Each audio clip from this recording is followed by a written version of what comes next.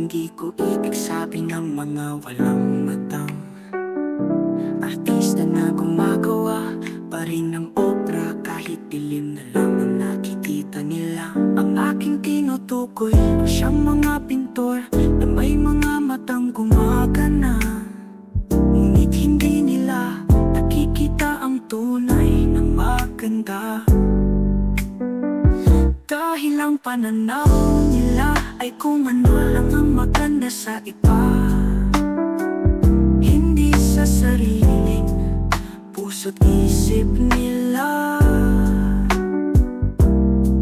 Bulag sila dahil hindi nila nakikita ang pangit na ang kanilang pinipinta, dahil hango lang sa gawa at kwento ng iba.